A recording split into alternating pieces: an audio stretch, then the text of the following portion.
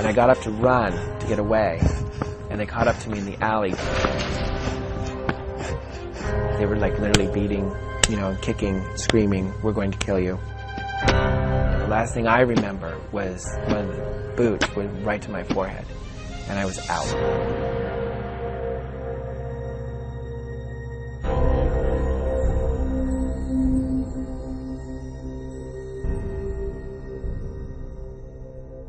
My name is Matthew Boger. When I told my mom that I was gay, her response was, "If you intend to live your life in sin, I cannot allow you to live in this house. I cannot allow you to be around your brothers and sisters. You have to go." So I found myself in San Francisco with the bag that she helped pack. So everything I knew, everything I trusted, everything I believed in, everything I loved, within a matter of hours was wiped out from underneath me, and I was standing on a street corner at about 1 o'clock in the morning with nowhere to go, no one to call. Well, I began by, going through trash cans. Started to do things that I wasn't proud of, not ashamed of, but to make money in order to eat. And I figured that since I wasn't wanted, I might as well just leave San Francisco completely. Someone said, if you could make it to West Hollywood, you might be okay. So I figured I was in Hollywood, I would walk west down Santa Monica Boulevard and eventually hit West Hollywood. And I made it as far as this park. This was my home. Sleeping, washing up in the bathrooms. This was my little bedroom. I settled into a routine of basically sleeping in the parks, continuing to do those things that no child should be subjected to at any age, or anybody really. But I always had in the back of my mind that one day I would get out. One day something would happen, because it was such a struggle. It was such a day-to-day struggle. That's the only skinhead tattoo I have. This is my old stomping ground, and this is where I victimized people, and this is where I thought I was the god of thunder. My name's Tim Zaal. The best way to describe myself is that I'm a former racist skinhead. I grew up in the Southern California, Los Angeles area. One of the main reasons I became a racist, an extreme racist, uncontrollable racist, I was led to believe that we were literally chased out of our neighborhood because of this influx of Hispanics and a few African American families. My brother continued to hang out in the old neighborhood, and we got a phone call one night that he had been shot in the old neighborhood. From that point forward, I thought, because the person who was the shooter was African American, I thought the majority, if not all African Americans, go around with guns. By the time I became a teenager, I had a lot of resentment. I had a lot of fear of minorities. I breathed white power.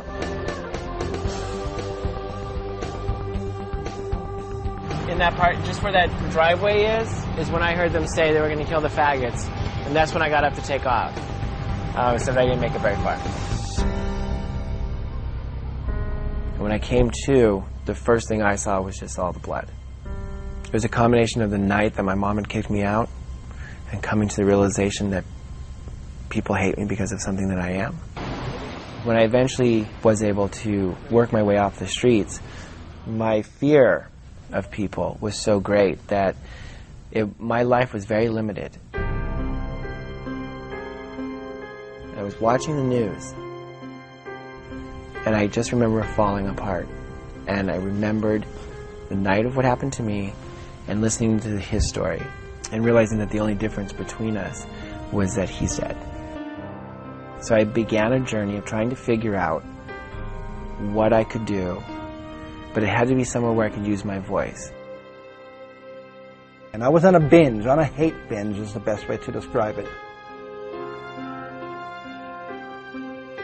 And it turned into a boot party. When somebody's down on the ground, you kick them. I mean, it was just a given. It's like instinct. And I ended up getting charged for a hate crime.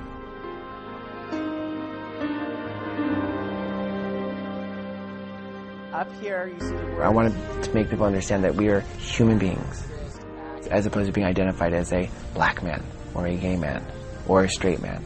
People first, humans first. So I came here, and I started out as a volunteer.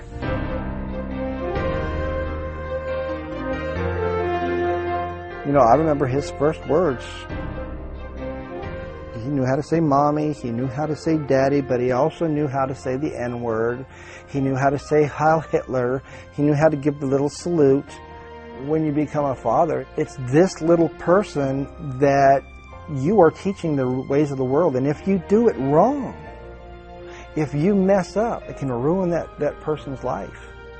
And I started to realize that. I started to have a lot of inner conflict.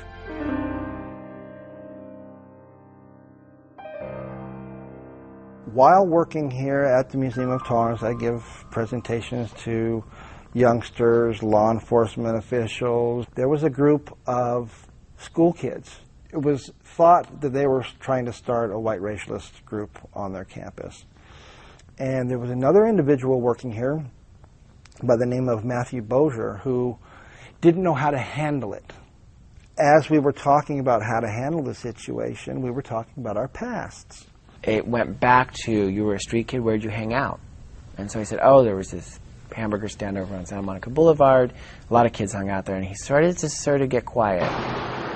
One of us mentioned that hamburger stand where that individual was beaten and pummeled with boots. One thing I'll never forget is during the attack and just before the boot was I had looked up and I looked right in his eyes. He said that he had been beaten up there. And I started asking him questions, and he kind of went back to that night. And I said, you realize who you're talking to. And he said something to the effect of, you realize who I am, don't you? And I said, I knew 5 minutes ago. And so we sort of got very quiet, because what do you do? I realized I'm sitting across from who at that time was a young man who robbed me of my dignity.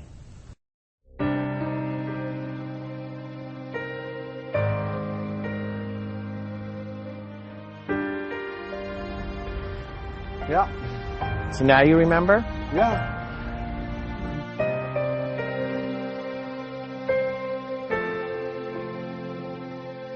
The friendship that we share today began the day that he apologized to me. To hang out in the old neighborhood. Every time he does the lecture with me, or every time he does it on his own, or every time he helps another person, he in his own way is trying to make an amends for all of that hatred and intolerance to all those victims. And the only way I could move forward was to forgive him. People can and do change at any time. Where would we be? Where would we be? Where would we be? Where would we be? Where would we be? Where would we be?